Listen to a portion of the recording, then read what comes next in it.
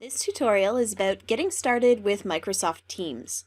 So the first thing that you want to do is get yourself the Teams app. So we're going to go to office.com, and I've already logged in, but you're going to log in with your school email address. The first time you do it, you may need to use the Microsoft Authenticator app, but it's a quick process and then you don't need to do it again. So now we're in Office 365. Down the side here, we have all of the Office apps that we have access to. And you can use them in the browser, but for most things, especially for Teams, I prefer to use the actual apps. They're just a little bit more robust and they can do other things. So you're going to go up here to where it says Install Office and drop down. There's other install options, but I just installed the whole thing. So you get all of the apps and you just log in with your school email to use them. So now let's go to Microsoft Teams. So now I'm in Teams, and in Teams it's divided into what is called the Me space over on the left sidebar and the We space, which is all of the stuff in the middle, which is what you work on with whoever's in your team. You can see all of my classes down the side here.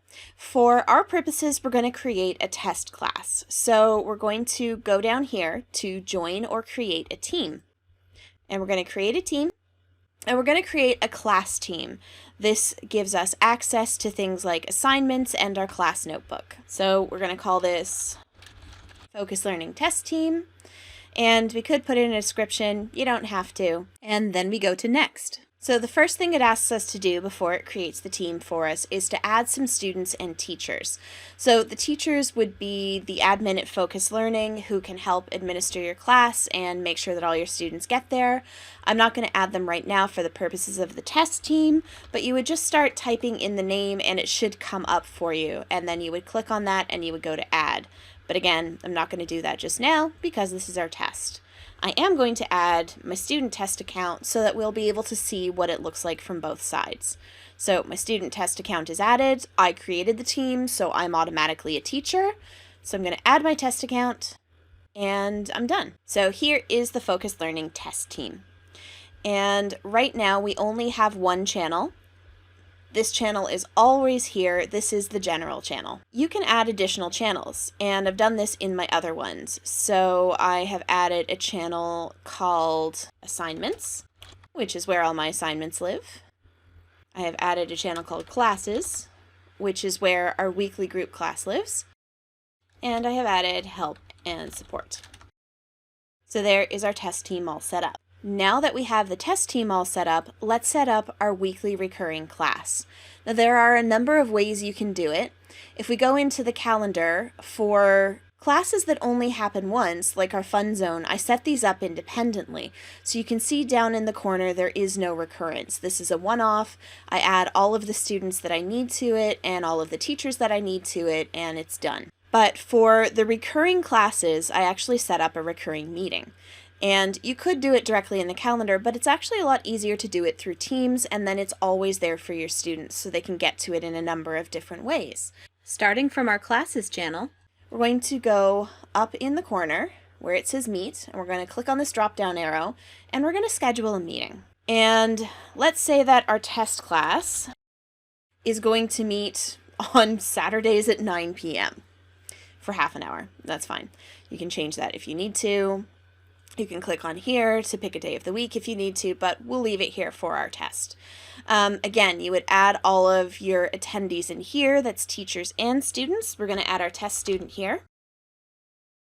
Now, technically you don't have to if you're scheduling it this way, but I like to cover all my bases so that if the students look in their calendar, they see their class, and if the students look in our class channel, they see their class.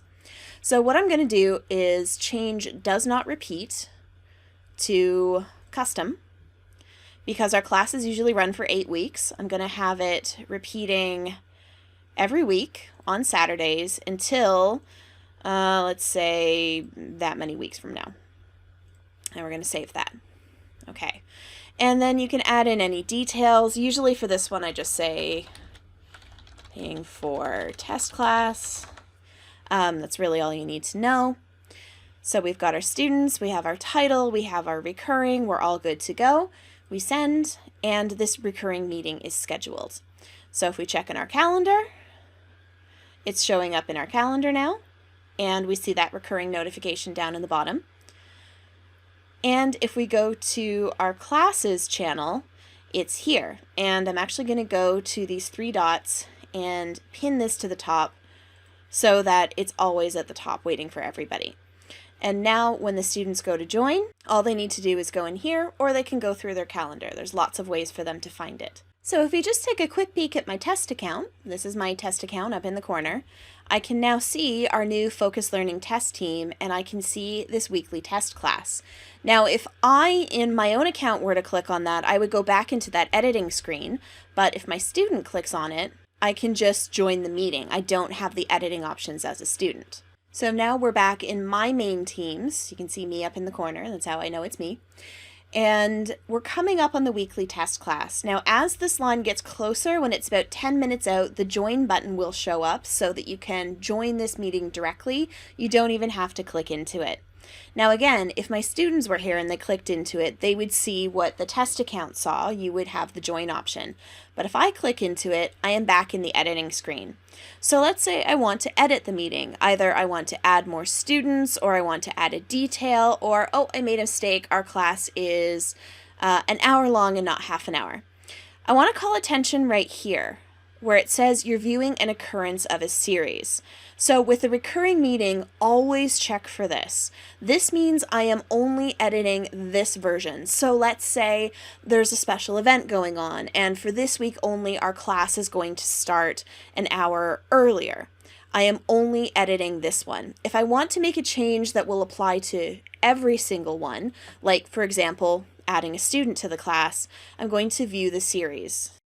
So now I'm back in the recurring meeting. So any changes I make here will apply to all of the meetings in that series. So now we're ready to start the class.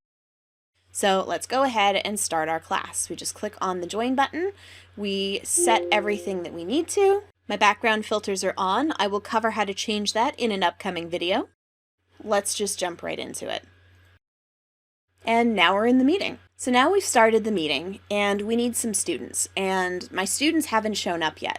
So if I go up here into show participants, it tells me who's in the meeting and which students have been invited but haven't joined yet.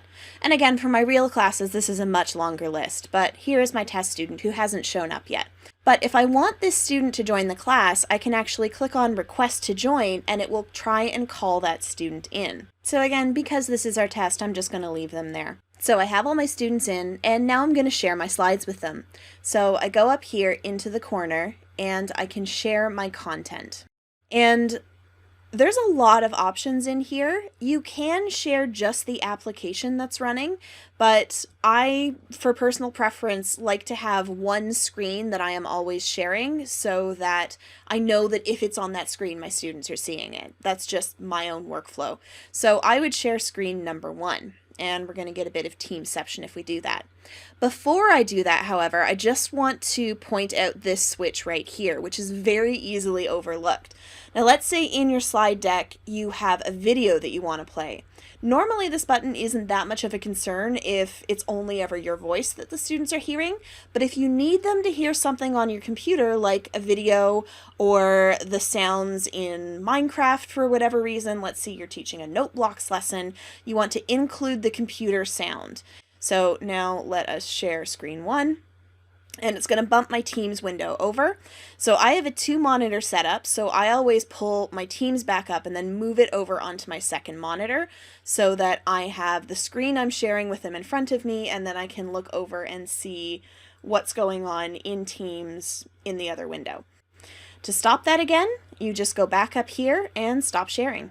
There is a chat within the Teams, and this is personal preference whether you have it on or off. A lot of my students right now are shyer about presenting in class with everybody, but will actually talk to you in the chat, so I like to leave it up. And then if for whatever reason you need to shut your video and mic on and off, the options are up here. So those are the meeting basics. In the next video, we will go deeper into some of the additional things you can do. But for now, we know how to start a meeting, we know how to get our students, so now we're going to end this meeting. And if we click on this, we could just leave, which will leave the meeting running, or we can end the meeting here. In future videos in this series, we'll dig deeper into how to set up collaborative spaces for your students, set and grade assignments, and look at additional tools that will let you streamline your work and engage your students. But for now, you have all you need to get your class started with Microsoft Teams.